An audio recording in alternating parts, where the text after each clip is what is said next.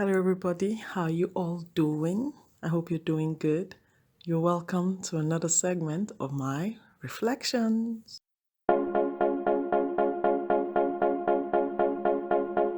This is a continuation of our patience series.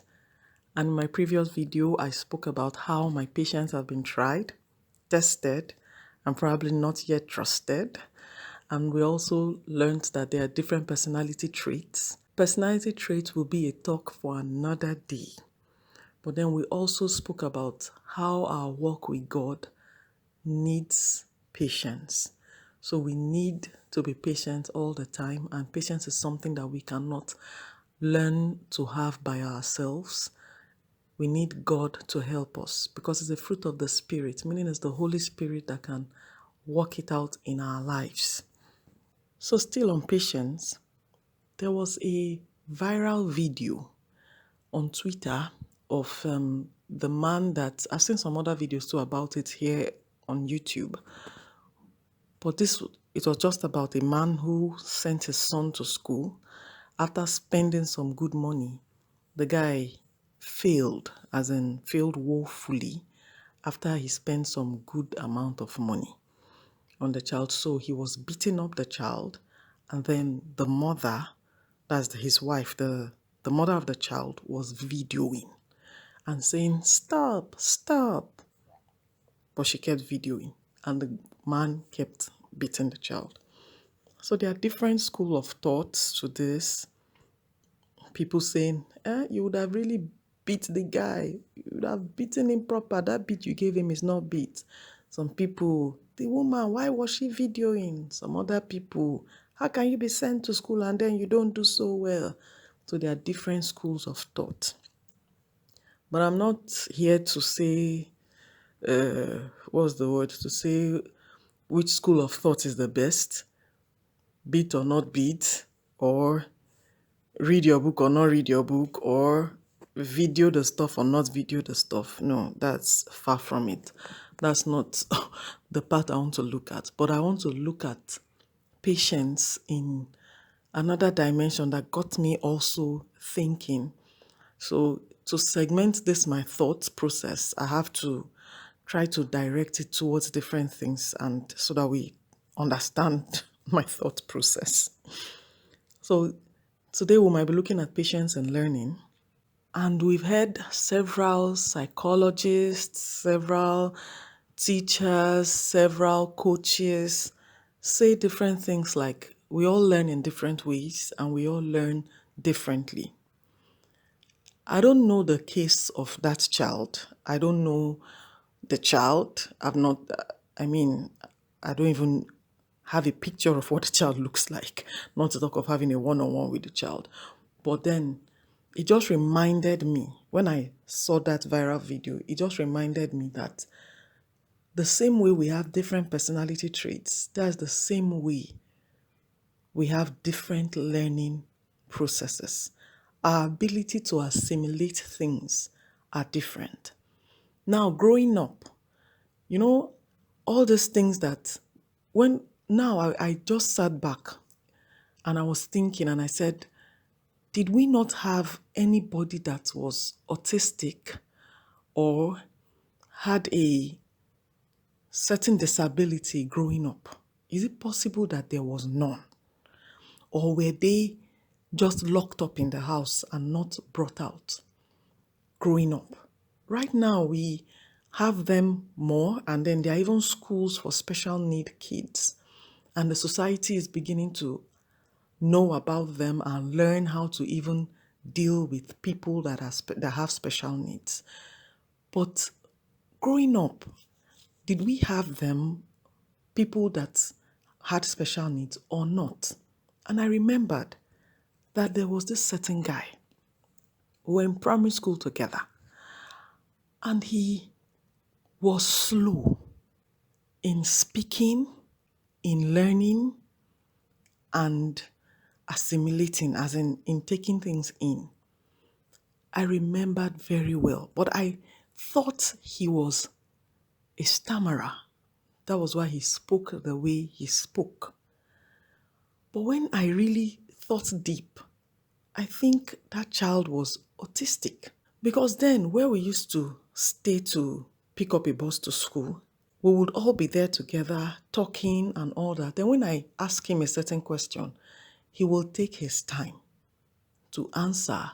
Then, sometimes he would even look at me as though he didn't hear what I said. And I just felt he wasn't a nice kid who just didn't want to play with other kids. But thinking back now, once upon a time, we were in the same class. And I remembered then that for mental sums is something that we used to do first thing every morning. The teacher would have written like 10 questions on the board, and all you need to do is to provide the answers in less than between 5 and 10 minutes. The answer should be in your book, and then you're submitting, or you exchange with your partner, and immediately you mark it. So the whole process is done in 15 minutes. We're done with the whole process, and even those that will be flogged. So if you get 9/10, you get 1 stroke of the cane. 8/10, you get 2 strokes of the cane. So God help you that you get 1 or you get 0. Just prepare yourself. You're getting 10 strokes. So this guy, each time, was always getting strokes of the cane. And that is where we will be, where they're trying to flog this guy even 1. So I knew that he was not that bright. And I wondered what was wrong. Even the simplest question, can you at least try to get it? If the parents of that child knew that that child was autistic, they would have not modeled him up with other children that could assimilate faster, because he needed to be paid attention to. So he needed to be separate from the rest and taught specially. But every day he's getting flogged for something that he just needed someone to explain to him, and he would have given the right answer. But in 10 minutes, that was too short a time to have read one question, understood it, and then provided the answer. So he might have not been even dull. All he needed was special attention. So this brings me to the point that we all assimilate differently. Let's not even talk about the special needs children. We all know that special needs, like the name implies, really they need special care, special way to teach them, to tutor them, and to take care of them. But now, even with people that don't really show that they are disabled, like those that have, how is it pronounced, that are dyslexic. I don't know the right pronunciation. But even for those people, you find out that they also need, it doesn't show. There is nothing that shows because they speak normally. So little mistakes like that shows that these people are also disabled and they need special attention. So this whole thing with a man flogging his child and all of that, it just made me think that this guy just might need special attention. Because I keep telling myself, yes, not everybody, all our children can go to Harvard.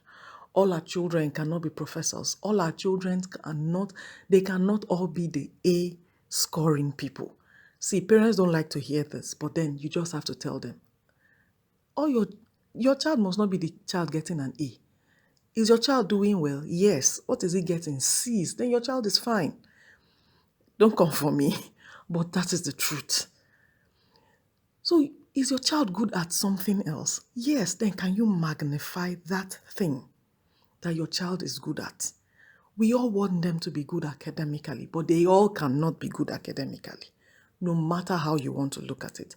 And everybody don't want their own child to be that child that is not good academically. So we keep pushing. But now this lockdown has made it in such a way that you can see the learning process of your child. So even if you've been hiding under the fact that you don't have time, then you blame the teachers for not, your child does not know her alphabet. How can my 10-year-old not know how to write a letter? You mean my teenager cannot? And I'm like, hey, you are now the teacher. You, the parent, you are now the teacher. So spend time now with that child. For younger children, yes, I know parents have to be focused at what they're doing. Are they clicking the right buttons? Are they doing the right assignments? But for teenagers, we'll just have the mother or the parent just say, have you seen your work? Go online, it's there. Go and do your work. And the only question they ask at the end of the day is, did you finish? Did you turn in your assignments? Are you done? And the child, of course, will respond what? Yes. Was the child in class? You don't know. Was the child present? You don't know. Did the child really do the assignment? You are clueless. You just feel he's of age and he should go ahead and do what he's supposed to do without you really paying attention to details. But right now, everybody's online using different apps and using all of that, and then all our children are superstars suddenly. But we all need to pause and see how your child is assimilating. Even with this online learning, we should just take a breather, pause, and watch your child learn. Even that teenager. Yes, you don't have to breathe down your teenager's neck and all that, but you can also pay attention. When you do that, you will try to see and know where the issue is with your child's learning and what learning pattern is better for your child. If this child now that was beaten was paid attention to, why will you wait till the child has failed before you know that the child is not sound academically? So that's why I say every party, all of them, and you see the mother videoing the father beating and the child receiving the beating, they all have their own issues. Because parents, you would have paused to see where the child has issues from. How far, how much time have we focused on that child of ours? So why wait till the thing now becomes unredeemable before you now start trying to make the foundation right? There's a building already on that foundation. So it cannot stand. Say, if the foundation be destroyed, what can the righteous do? It all boils down to the foundation. So yes, you have people saying, my child was so brilliant. I've talked about this before and all that. Then suddenly your child is no more brilliant. Why? These are things that you need to make you pause. Pay attention to that child. Fix the things right before you keep pushing that child. So don't just keep pushing and expect that a miracle will happen overnight without you trying to fix the foundation, fix the problem. So that parent now cannot tell me that they did not realize that this child has had issues since or before then. Then suddenly the child comes home with a bad result and then you begin to beat. You should have fixed the issue before then. Because no child suddenly becomes a dullard. There is a process to it. So it's either we have given that child too much to chew, it's having too many things to do at the same time, so it is difficult to concentrate on what is important. Or the child is not just assimilating properly. So what exactly is the issue? Or is the child even disabled? So there are different things and different ways to look at it. So I'm just trying to say, if we can pay attention to our children's learning, especially now that we have the opportunity to pay attention to it and know if our children are assimilating the right way, and if they are not, find out what the issue is and try to fix it. So put things in place. And beating up the child, really, to me, it doesn't fix the child's brain. It might fix some things to make the child come back to reality and know that he's not living in la la land, but it doesn't fix the child's level of assimilation. It doesn't fix his level of understanding things. So to me, it is something that they need to sit down together and talk about. Where did it start going wrong? At what point?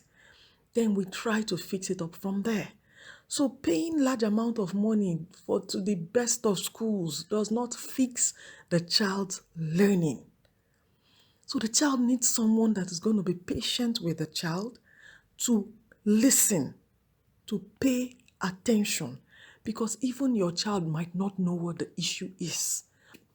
But the issue could be figured out when both parties sit together and try to figure it out. So where did it start? What is the issue? Can you even see to read properly? Can you read properly? Yes, your child can read properly. Okay, then what is the issue? Is it a higher level of learning for you? Do you need it simplified more? What exactly is the issue? So these are things that you need to sit down to discuss with your child. So yes, right now you are the tutor, you are the teacher, dear parents. During this lockdown, you are the teacher. So don't leave your child off by themselves and say, go do your work. You don't know whether the child is doing his work and turning in his assignments. I know there is a portal for parents, so go and look. Go and look at what your child is doing and if your child is getting it right or not. Even if you can't see, if there are no portals for parents to log in to see, sit and have that talk with your child. How is your child doing academically? Is your child doing well?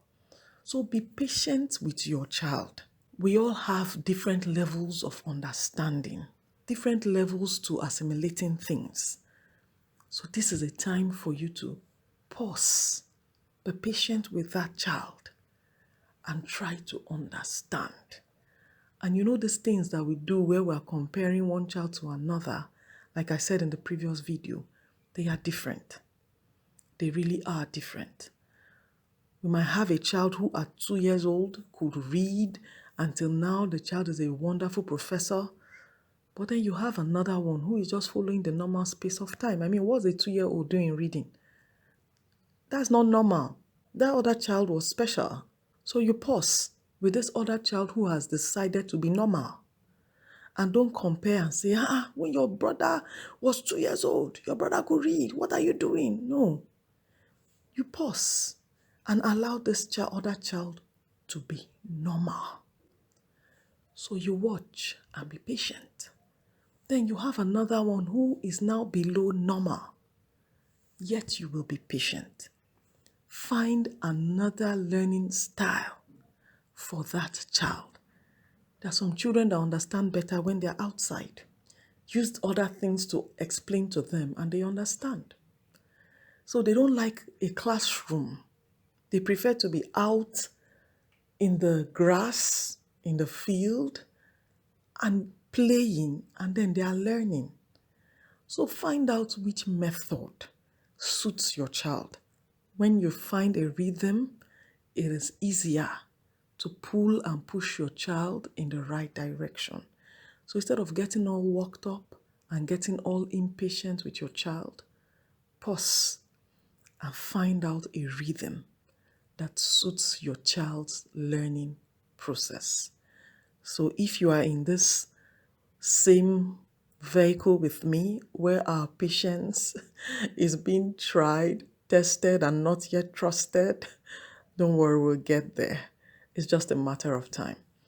So no beating up of that child. It doesn't solve the problem. The problem is that the child is not learning well. So how will beating up the child correct that problem? So pause and try to find out where the issue is at. Thanks a lot for listening and for watching this video. I'm going to see you in another episode of my reflection. Bye-bye.